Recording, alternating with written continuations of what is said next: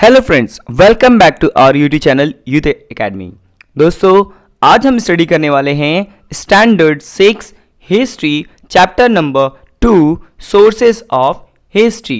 दोस्तों, sources of history हम इस चैप्टर में स्टडी करेंगे कि कौन से वो सोर्स हैं जो हमें हिस्ट्री बताते हैं। ठीक है। दोस्तों, सोर्स का मतलब होता है स्रोत कहते हैं, जैसे कि हमें किस चीज़ से पता चलता है कि ये हिस्ट्री में यूज़ किया गया है, इतिहास में इसका इस्तेमाल हुआ है। ठीक है। तो दोस्तों, आप मेरे चैनल पर नए हैं तो प्लीज़ चैनल को सब्सक्राइब जरूर कर लें, क्योंकि मैं इसी तरह की एजुकेशनल और इन्फॉर्मेटिव वीडियो अपलोड करते रहता हूँ। दोस्तों, लेट्स स्टार्ट द वीडियो। और दोस्तों, इस चैप्टर में हमें पूरा जानकारी लेने से पहले हम देखेंगे कि कौन से की पॉइंट्स हैं जो हमें इसमें स्टडी करनी है। ठीक है। So let's start. फर्स्ट है मटेरियल सोर्सेज। ओके दोस्तों, मटेरियल सोर्सेज क्या होता है ये हम इसमें जानेंगे। सेकंड है रिटन सोर्सेज। रिटन सोर्सेज क्या होता है, लिखित तौर पे कौन से जो सोर्स हैं जो हमें बताते हैं कि ये इतिहास में ऐसा घटित हुआ है। थर्ड है ओरल सोर्सेज, है ना, ओरल सोर्सेज देखेंगे। Fourth, sources of ancient Indian history, वो भी देखेंगे कि एंशियंट इंडियन हिस्ट्री की जो क्या सोर्स है ये इसमें स्टडी करेंगे।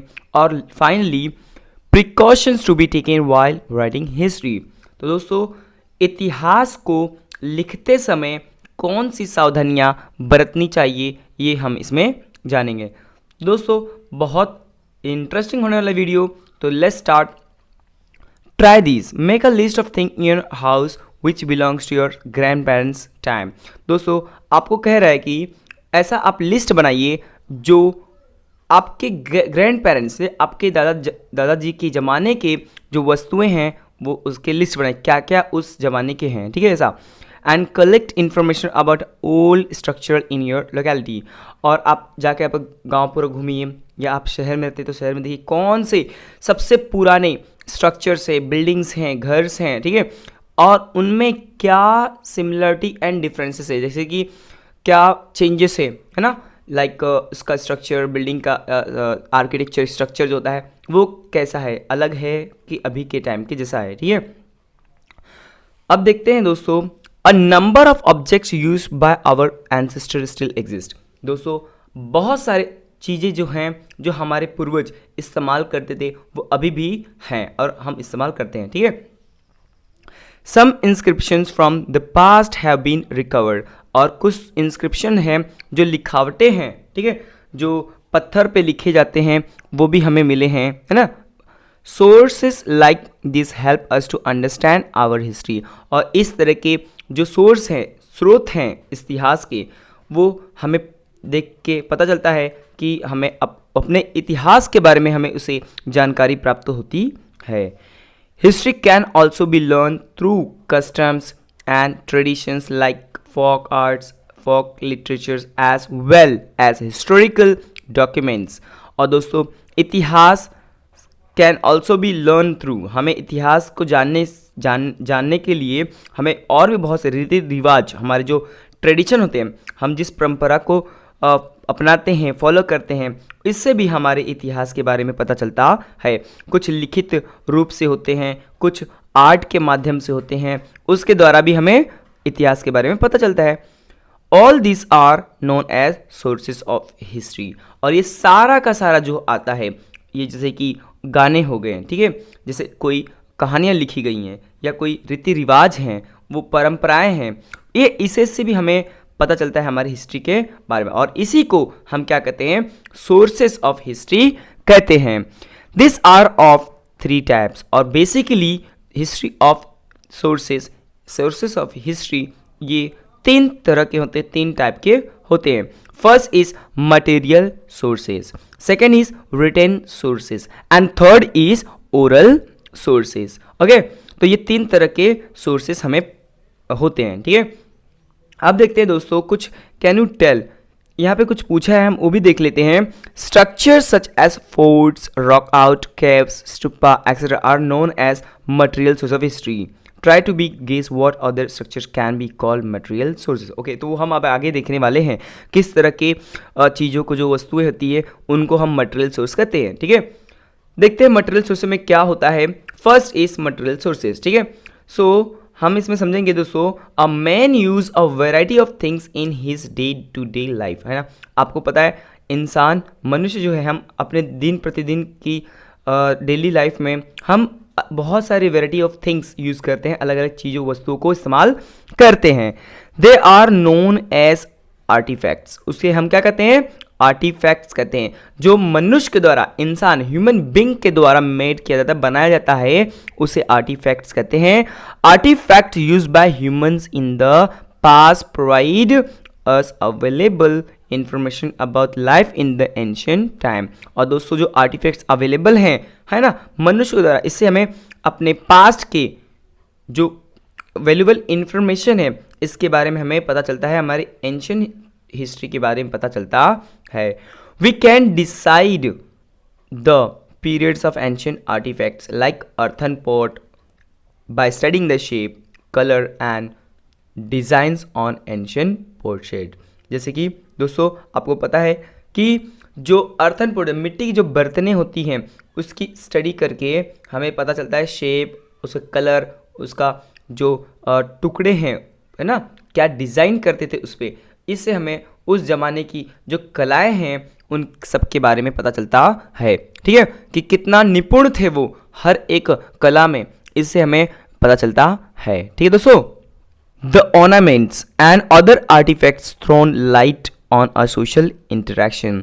और दोस्तों जो आर्टिफैक्ट्स होता है और बहुत सारे गहने जो होते हैं ना, ऑर्नामेंट्स, इससे भी हमें बहुत ज़्यादा क्या होता है, इंफॉर्मेशन कलेक्ट होता है, हमें मिलता है। ठीक है, we get information about the diet of the people from the remains of the food grains, seeds and bones of animals found in executions. ठीक है दोस्तों, हमें बहुत सारी जानकारियां भी मिलती हैं वहाँ के उस समय के लोगों की डाइट के बारे में, मतलब कि वो क्या खाते थे, है ना, अपने भोजन में वो क्या अधिक मात्रा में लेते थे, उनके उससे भी हमें पता चलता है। जैसे फूड ग्रेन्स, क्या अनाज क्या वो लोग लेते थे, सीड्स, बीज के द्वारा हमें पता चलता। और जो एनिमल्स हमें एग्जीक्यूशन में मिले, मतलब जब हम उसे खुदाई की, ज़मीन की खुदाई करते हैं, तब जब वो जानवर्स मिलते हैं, उनकी हड्डियाँ जो मिलती हैं, उससे हमें स्टडी करके पता चलता है कि वो उस ज़माने में क्या अधिक ग्रहण करते थे, मांसाहारी थे या शाकाहारी थे, मतलब मीट खाते थे ज़्यादा कि वेजिटेबल ज़्यादा खाते थे, ये हमें पता चलता है। ठीक है, also we find the remains of house and buildings built in different historical periods। और दोस्तों, और उस समय कि जब घर जो होते हैं, जो बिल्डिंग्स होते हैं, उसके डिफरेंट स्ट्रक्चर से भी हमें उस समय के बारे में पता चलता है। ठीक है, we also find ancient coins and seals. और हमें दोस्तों कॉइन्स और सिल्स के बारे में भी पता चला है, जैसे कि उस समय में किस मेटल के कॉइन्स यूज़ किए जाते थे, उस पर कौन से जो लोग धारणाएं रखते हैं ना, जो मानते हैं, जो राजा होगा उस समय वो किसे मानता होगा, वो उस पर उसके सिंबल्स होते हैं। और सेल्स भी मिले, सेल्स का मतलब क्या होता है, जो उनके मुहर होते हैं, इससे भी हमें क्या पता चलता है, उस समय के राजा के बारे में पता चलता है, उस पीरियड के समय का बारे में पता चलता है। ठीक है, अगर समझ लीजिए सोने के जो सिक्के मिले होंगे, इसका मतलब हमें ये पता चलता है कि उस समय सोने के जो गोल्ड हैं उनका इस्तेमाल किया जा रहा होगा, है ना। All this gives us information about human activities in the past. और इससे सभी चीज़ों से हमें ये पता चलता है कि जो मनुष्य ह्यूमन से जो वो क्या क्या करते थे, क्या क्या एक्टिविटी करते थे, ये हमें इसके बारे में पता चलता है। ठीक है, all such artifacts, articles, monuments और their ruins are called the material source of history। और दोस्तों इसी तरह जो आर्टिफैक्ट्स मनुष्य के द्वारा, इंसान के द्वारा बनाए जाते हैं, वो वस्तुएं, आर्टिकल्स और सारी चीज़ें जो मिलती हैं, मॉन्यूमेंट, धरोहर जो होते हैं, और ruins का मतलब कहता है कि टूटे फूटे, जैसे कि खराब हुए, है ना, सामान जो है, वस्तुएं, ये सब जो मिलते हैं, इस सभी को क्या करते हैं, are called the material source of history. इसी को हम मटेरियल सोर्स ऑफ हिस्ट्री कहते हैं। ठीक है फ्रेंड्स, अब देखते हैं दोस्तों, डू यू नो, क्या आपको पता है, क्या food grains do not last long. आपको पता है ये तो कि जो फूड ग्रेन्स अनाज होते हैं ज़्यादा समय तक टिक नहीं सकते, ठीक है।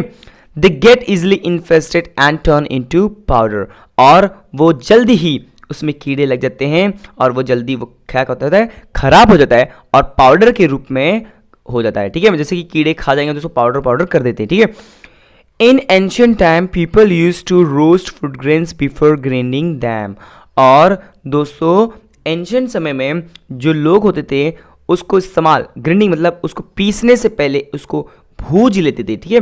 भुनना कहते हैं ना, भुनना, रोस्ट कर लेते थे, ठीक है। If grains got chair while roasting they were thrown away. और दोस्तों उस समय जो अनाज से भूजने के बाद जो अधिक जल जाते थे, है ना, वो खराब हुए अनाज को क्या करते थे, फेंक देते थे, है ना, थ्रोन अवे, फेंक देते थे। Such charred grains can remain intact for very long period. और जो फेंके हुए जो भुने हुए अनाज हैं वो बहुत ज़्यादा समय तक ले वो क्या होते हैं, लॉन्ग पीरियड तक ले रहते हैं, मतलब वो जल्दी खराब होते नहीं है। और जब हम लोग उसकी खुदाई करते हैं, जब ड्यूरिंग एक्सकेवेशन में हुआ, जब खुदाई हुई तब ऐसे अनाज हमें मिले। Such charred grains can be recovered when this are inspected in a laboratory. और जब ये मिले और हम उसे लेबोरेटरी में, है ना, प्रयोगशाला में लेके जा करके जब हमने रिसर्च किया, उस पर जानकारी इकट्ठा की, तब हमें पता चला कि we come to know the what grains it is. और इससे हमें पता चला कि वो किस अनाज का ज़्यादा ग्रहण करते थे, खाते थे, किस अनाज को सिंपली कहे तो वो खाते थे, ठीक है दोस्तों। अब देखते हैं दोस्तों कुछ कॉइन्स यहाँ पे दिए, देखिए पहले के ज़माने के मिले हुए कॉइन्स हैं जो खनन के समय, ये एग्जीक्यूशन के समय, खुदाई के समय ये हमें कॉइन्स मिले। और ये सारा क्या है, ये हमारा मटेरियल सोर्स ही है। ओके फ्रेंड्स, देखिए ये है पोशेड, ये ऑर्नामेंट्स, ये अर्थन पोर्ट्स। उस समय के मिले हुए कुछ बर्तन के, जो मिट्टी के बर्तन के टुकड़े हैं वो हैं, उस पर डिज़ाइन देखिए कि मतलब वो ज़माने में लोग कितना कलापूर्ण थे, मतलब हर चीज़ में अपने को दिखाते थे। हमें पता चलता है कि वो कला भी करना जानते थे। इस तरह के बर्तन मिले, इसका मतलब वो बहुत ही अच्छे अच्छे बर्तन बनाते थे, मतलब हर टाइप के वो कला में निपुण थे। इस तरह के गहने मिले, है ना, ऑर्नामेंट्स मिले, गोल्ड के मिले, और बहुत सारे जैसे कि होते शिप्स, है ना, जो समुद्र में निकलते हैं, सीप होता है, और ये चमकीले पत्थर होते हैं, इसका वो अधिक इस्तेमाल करते थे। इससे हमें पता चलता है कि वो गहने भी पहनना पसंद करते थे, ठीक है दोस्तों। अब देखते हैं डू यू नो में क्या कुछ यहाँ दिया है। और written source of history includes written source जो हिस्ट्री होती है, inscription carved on a temple walls, wall of the rock out caves and rocks, inscription on the copper plates, pots, bricks and on writing sheets made from the palm leaves and bark tree, है ना, birch bark tree. ये सब दोस्तों क्या है, सब retain sources के examples हैं। ये सारे हमें देखने मिलता है कि पत्थर पे लिखावट, ये देखिए आपको यहाँ पे दिखेगा कि कॉपर प्लेट है, उस पे लिखा गया है ना। इससे हमें पता चलता है कि उस समय लोग लिखने में भी निपुण थे, अच्छे थे, ठीक है। इससे हमें इसकी स्टडी करके हमें ये पता चलता है कि उस जमाने के बारे में हमें पता चल सकता है ना। और यहाँ पे पत्थरों पर भी इंस्क्रिप्शन के लिखे गए हैं दोस्तों। ये है हमारा क्या है, इंस्क्रिप्शन ऑन अ रॉक, पत्थरों पे भी लिखा की गई है, ठीक है।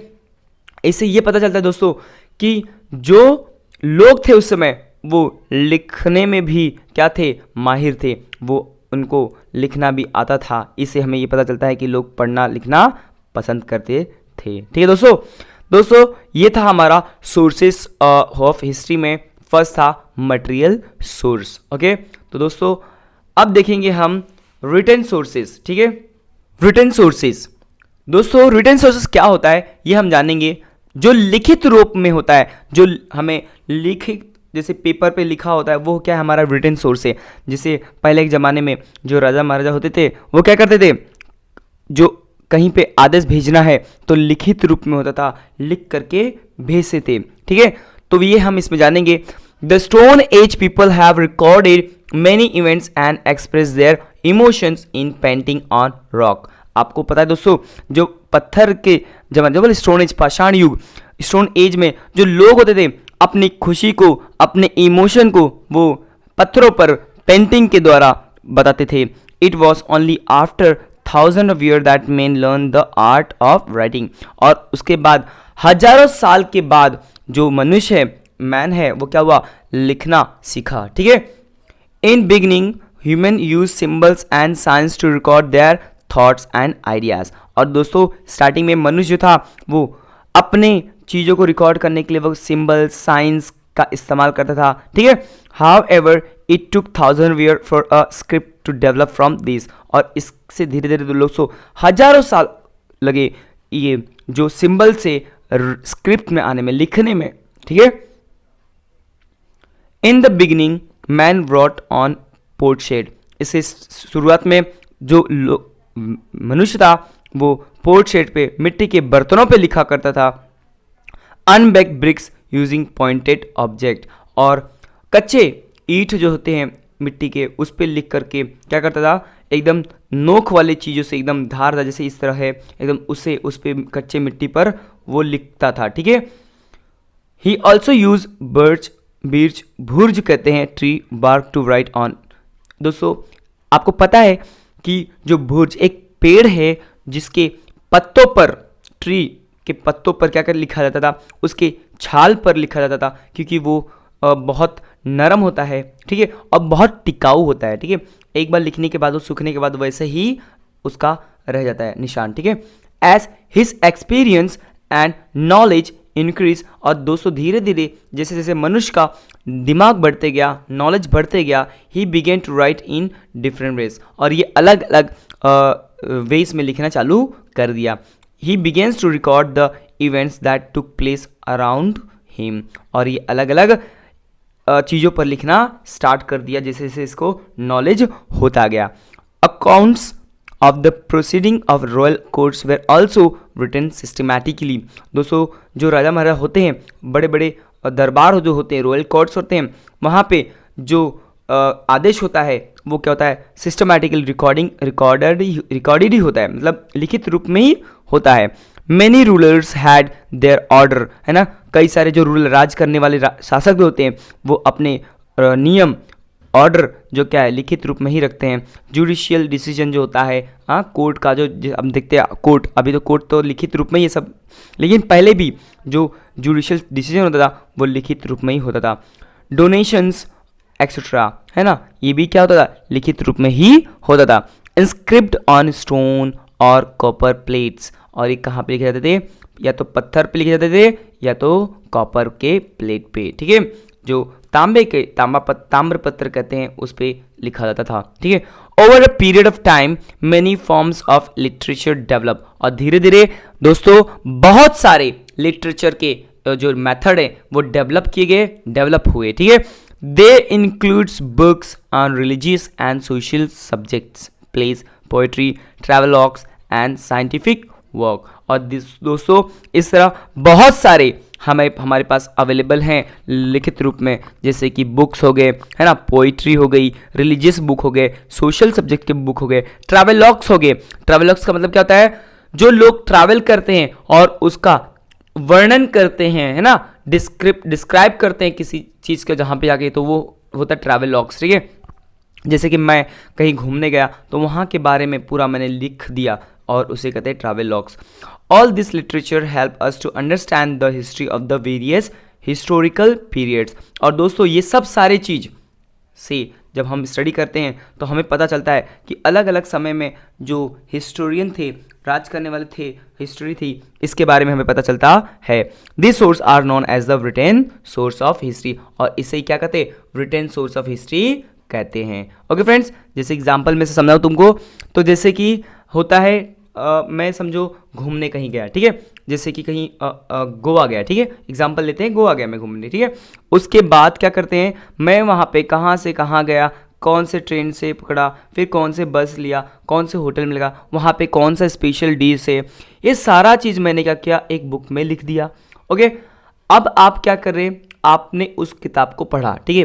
तो देखिए आपको बेसिकली आपने गए नहीं, ठीक है, आप वहाँ पे गए नहीं, लेकिन मेरे द्वारा लिखित द्वारा आपको पता चल गया कि हाँ ये यहाँ से यहाँ जाना है, ये ट्रेन पकड़नी है ना। तो इस तरह आपको लिखित रूप से रिटन हिस्ट्री से क्या पता चलता है, उस जमाने के बारे में पता चलता है। ठीक है, तो ये था हमारा दोस्तों रिटन सोर्स ऑफ हिस्ट्री। अब यहाँ पे कुछ दोस्तों दिया है, वो भी देख लेते हैं। डू यू नो में क्या दिया है, bhurjapatra means writing sheets made from the bark of the birch tree.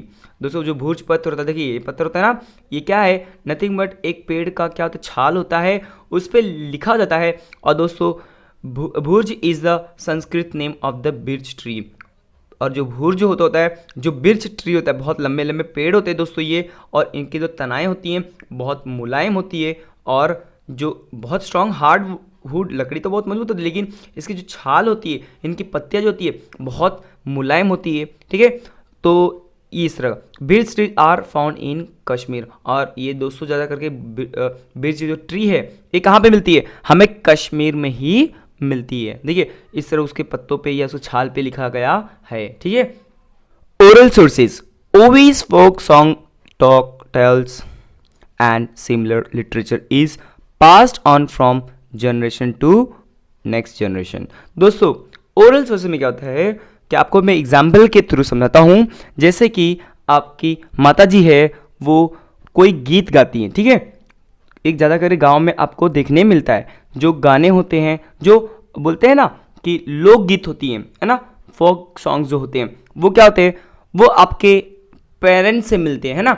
आपके पेरेंट्स आपको सिखाएंगे, आप अपने बच्चों को सिखाओगे। इस तरह ये जो सॉन्ग है, जो रीति रिवाज है, वो क्या होता है, एक जनरेशन से नेक्स्ट जनरेशन में जाता है। जैसे एग्जाम्पल में हम लोग जैसे कि प्रेयर करते हैं, पूजा करते हैं, तो देखिए पूजा करने का सभी लोगों का अपना अलग अलग तरीका होता है। ठीक है, तो जैसे हम अपने पेरेंट्स को देखते करते हुए पूजा, वैसे ही हम भी वैसा करते हैं। ठीक है, फेस्टिवल जैसा कई सारे फेस्टिवल होते हैं, सभी लोग अपना फेस्टिवल अपने अपने तरह से मनाते हैं। तो जो फैमिली में हम देखते हैं, है ना, वो हम क्या करते हैं, अपने नेक्स्ट जनरेशन को भी वैसे ही सिखाते हैं। ठीक है, तो बाय वर्ड्स ऑफ माउथ, और कई बार तो जो गाने होते हैं माउथ टू माउथ ही जाता है कि नहीं। जैसे कि मैंने गाया, फिर आपने वो सुना, ठीक है, फिर आप गा रहे हो, फिर आप गाओगे, तो आपके जो बच्चे होंगे वो भी गाएंगे, है ना। ऐसे गाते गाते ये एक पीढ़ी से अगली पीढ़ी, अगली पीढ़ी से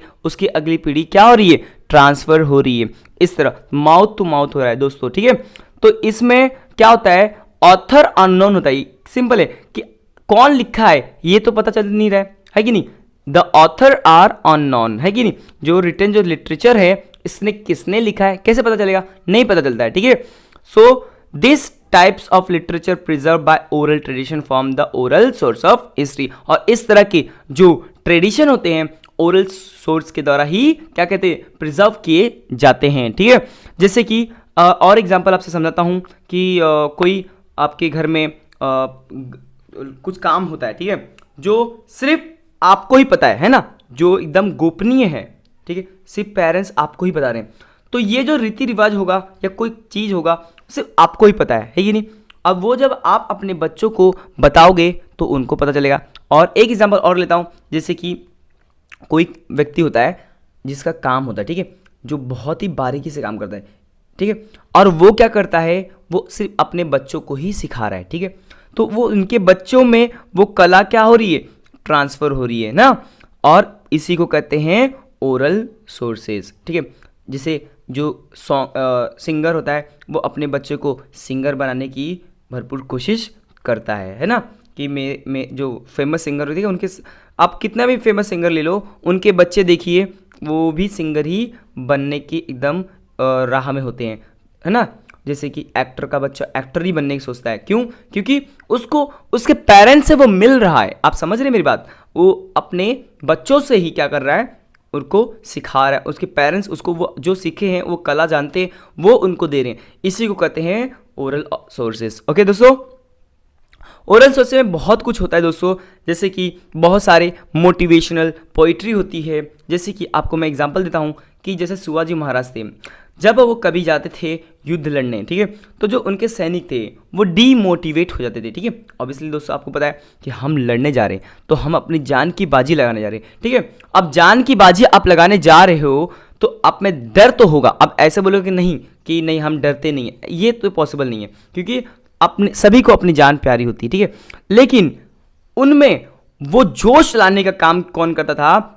ओवीस करते थे। ओवीस मीन्स मराठी में होता है कि एक तरह का सॉन्ग्स होते हैं जो लोगों को क्या कहते हैं, मोटिवेट करते हैं। नहीं, हम अपने राज्य के लिए, हम अपने महाराजा के लिए लड़ेंगे, हम अपने लोगों के लिए लड़ेंगे, और वो अपनी जान की बाजी लगाते थे। सेम इसी तरह हमारे इंडियन सोल्जर भी करते हैं दोस्तों, कि वो हमें प्रोटेक्ट करने के लिए अपनी जान की बाजी लगा देते हैं। वो अपनी जान की परवाह नहीं करते हैं। वो कई हाई टेम्परेचर में वो अपने बॉर्डर पे खड़े रहते हैं, लो टेम्परेचर में ग्लेशियर पे खड़े रहते हैं, सिर्फ हमारे लिए, ठीक है। तो हमें उनकी हमेशा रिस्पेक्ट करनी चाहिए, ठीक है दोस्तों। अब यहाँ पे कुछ बेसिक है, फटाफट हम देख लेते हैं क्या है कि हर टाइप का जो सोर्स है इसके बारे में यहाँ पे दिया है। देखते, मटेरियल सोर्स है, रिटन सोर्स है और ओरल सोर्स है। दोस्तों मटेरियल सोर्स दो टाइप के होते हैं, एक होता है आर्टिफैक्ट्स और एक होता है स्ट्रक्चरल रिमेन्स, है ना। जैसे कि आर्टिफैक्ट जो मनुष्य के द्वारा बनाया गया, जैसे कि रॉक पेंटिंग, है ना, पत्थरों पे जो पेंटिंग की जाती है, पॉटरी मिट्टी के बर्तन सारे, टेराकोटा ऑब्जेक्ट बहुत सारे जो मिट्टी के सीमेंट के बर्तन होते हैं, वो बीड्स होते हैं, बीड्स मणियाँ होती है छोटे छोटे, और ऑर्नामेंट्स हो गया, स्कल्पचर हो गया, मेटल ऑब्जेक्ट हो गया, कॉइन्स हो गए, वेपन्स हथियार हो गए, सब क्या है हमारे द्वारा बनाए गए। कुछ जैसे कि पहले स्ट्रक्चर रिमेन से पहले के जो गुफाएं, घर, स्तूपास, रॉक कट केव्स, है ना, जो पत्थर के काटे हुए केव्स है, वो मंदिर, चर्च, मॉस्क, पिलर्स, है ना, जो स्तंभ हैं, बहुत बड़े बड़े स्तंभ हैं जो पहले के हैं, ये हमारे क्या है मटेरियल सोर्स में आते हैं। रिटन सोर्स में क्या है दोस्तों? इंस्क्रिप्शन ऑन हड़प्पन सिल्स, है ना, इंस्क्रिप्शन सिल्स होते हैं हड़प्पा के, जो आपको मैं बताया था कि सिल्स होते हैं स्क्वायर में होते हैं, वो क्या होते हैं उन पे एक स्पेशल एनिमल्स का क्या होता है सिंबल होता है, ठीक है। वैदिक लिटरेचर होता है, Mesopotamia clay tablets, manuscripts, copies of Mahabharata and Ramayana, है ना, लिखा मनुष्यों के द्वारा लिखा गया कॉपीज, जैसे महाभारत और रामायण, ये क्या है रिटन सोर्स में तो है। जैन एंड बुद्धिस्ट लिटरेचर, जो जैन के द्वारा और बुद्धिस्ट लोग के द्वारा लिखा गया है वो चीज़ें। राइटिंग्स ऑफ ग्रीक हिस्टोरियंस, ट्रैवलॉग्स, ये बहुत पुराने जो हिस्टोरियन है उनके द्वारा लिखा गया, ट्रैवलॉग्स लिखा गया। ट्रैवलॉग बाय चाइनीज़ ट्रैवलर्स, बहुत सारे चाइनीज़ लोग भी आए थे भारत को एक्सप्लोर करने के लिए, और यहाँ से वो जब गए तो वहाँ से वो लोग नालंदा गए, नालंदा से कई सारी जानकारियाँ वो अपने देश चाइना लेके गए और वहाँ पे बताए। तो ये सब चीज़ें, बहुत सारी चीज़ें दोस्तों चाइनीज़ लोग ने बहुत सारी चीज़ें हमसे अडप्ट किए, जैसे कि उसमें से आता है एक योगा, है ना, योगा भी जो खुद करते हैं वो हमने ही दिया है भारत को, ठीक, पूरे वर्ल्ड को, ठीक है। बुक्स ऑन ग्रामर्स, है ना, कई सारे बुक्स है जो ग्रामर हो गया, पुराण होता है पुराण, वो एंड इंस्क्रिप्शंस, और कई सारे इंस्क्रिप्शन होते हैं वो, ठीक है। अब देखते हो दोस्तों ओरल सोर्सेज में, जैसे कि वैदिक, Buddhist and Jain literature of the ancient India was preserve by oral tradition. जितना दोस्तों आपको पता है कि उस समय ज़माने में जो ऋषि मुनि होते थे वो अपने शिष्यों को सिर्फ ओरल के सोर्स के द्वारा, है ना, माउथ टू माउथ ही क्या करते थे, ज्ञान देते थे। गुरु उनको क्या करते थे, अपने शिष्यों को सिखाते थे, है ना। और जो बच्चे होते थे, जो स्टूडेंट होते थे, वो क्या करते थे, वो उसको मेमोराइज कर लेते थे, लर्न कर लेते थे, याद कर लेते थे, और वो मंत्र को जो जाप होता जाप, वो कंटिन्यू उसी को बार बार रिवाइज करते थे, जिससे उनको याद हो जाता था, क्योंकि उस समय ये ओरल सोर्स से ही ज़्यादा काम करता था, ठीक है। It is now available in the written form, और अब क्या हो गया, ये रिटन फॉर्म में आ गया, जो हम बार बार रीड करते हैं, जब जैसे बुक की किताब है, ये किताब हम पढ़ा रहा हूँ आपको मैं, ये किस फॉर्म में, ऑब्वियसली दोस्तों रिटन फॉर्म में, तभी तो मैं आपको रीड करके क्या कर रहा हूँ, आपको इन्फॉर्मेशन प्रोवाइड कर रहा हूँ मैं, ठीक है। Even so the oral tradition is still alive, और दोस्तों अभी भी जो ओरल सोर्स से क्या है अलाइव है, जिंदा है, ठीक है। When oral compositions are use for history writing they are included in the oral source, और इस तरह जब हम हिस्ट्री के बारे में स्टडी करेंगे ओरल सोर्स के बारे में, तो ये क्या होता है, ये ओरल सोर्स में ऐड किया जाता है। ओके दोस्तों, sources of ancient Indian history, दोस्तों क्या है sources of ancient Indian history, इसके बारे में हम जानेंगे। The ancient period of Indian history extend from the stone age to the 18th century, ठीक है। We learn about the stone age period of Indian history through the archaeological exhibition. और दोस्तों हमें एंशियंट इंडियन हिस्ट्री के बारे में कैसे पता चला? आर्कियोलॉजिकल एग्जीबिशन, नहीं खुदाई से पता चला ना, जमीन से जो हमें वस्तुएं मिलने लगी, उससे हमें धीरे धीरे ज्ञान प्राप्त होने लगा कि हाँ इस जमाने में ये ऐसे ऐसे वस्तुएं ये प्रोडक्ट मीन्स सब्सटेंस हम पहले के ज़माने में लोग इस्तेमाल करते थे।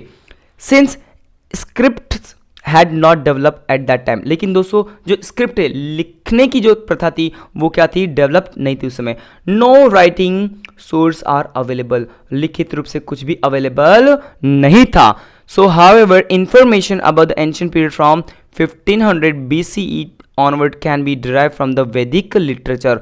और दोस्तों वहाँ से आते कहते हैं उसको वैदिक लिटरेचर कहते हैं। In the beginning the Vedas were not in the written form, और स्टार्टिंग में जो वेदास था वो लिखित रूप में नहीं था, ठीक है, लिखित रूप में अवेलेबल नहीं था। ओके दोस्तों, the ancient Indians had developed the techniques of memorising and reciting them.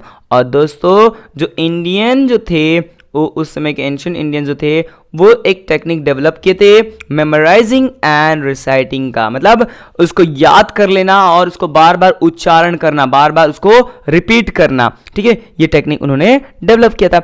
The Vedas were writing down later on, बाद में वेदास किस में लिखा गया? रिटन फॉर्म में लिखा गया। The Vedas and the post Vedic literature form an important source of ancient Indian history. और इस तरह दोस्तों जो वैदिक लिटरेचर है बहुत ही important source of Indian history है। Okay friends, it includes the Brahmanas, the Upanishad, the epic Ramayana and Mahabharata, the Jain and Buddhist literature, plays है, कई सारे पोएम्स हैं, स्टोन एंड पिलर इंस्क्रिप्शन हैं, ट्रैवलॉग्स ऑफ फॉरेन ट्रैवलर्स हैं, बाहर के लोग जो आए थे ट्रैवल करने उनके द्वारा लिखे गए बुक्स हैं।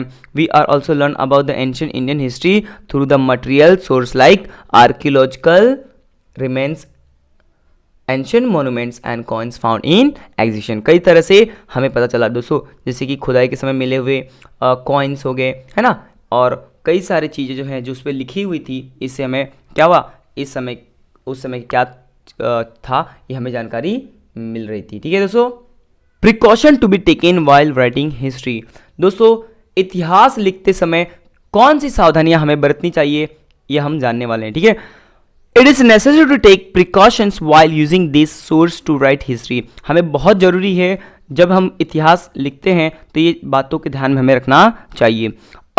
written documents cannot be said to be authentic just because it is old। और दोस्तों कभी भी कोई भी जो रिटन डॉक्यूमेंट्स हैं उसको कभी भी एकदम सही है ऐसा कभी नहीं कर सकते, बस ये कहिए कि ये नहीं, ये बहुत पुराना है इसलिए वो सही होगा, ऐसा कतई नहीं कह सकते। ठीक है, it need to be examine critically as to who wrote it. और दोस्तों इसे बहुत अच्छे से एग्जामिन मतलब उसको जांच करना चाहिए कि वो किसने लिखा है, why and when it is was written, कौन लिखा है, क्यों लिखा है और कब लिखा है ना, ये पता करना बहुत जरूरी है। कि दोस्तों एग्जांपल से आपको समझाता हूं कि जैसे कि एक महाराजा है और उस समय जो राइटर है लिखने वाला वो उसके अंडर काम कर रहा है, तो सोचिए दोस्तों अगर उसके अंडर रहेगा, इन्फ्लुएंस में रहेगा, तो वो उसके बारे में गलत बातें तो लिखेगा नहीं, हमेशा अच्छी बातें ही लिखेगा। मतलब अगर अच्छी बातें नहीं लिखा तो राजा क्या करेगा, उसको मार देगा, इसलिए वो डर के मारे क्या करेगा, वो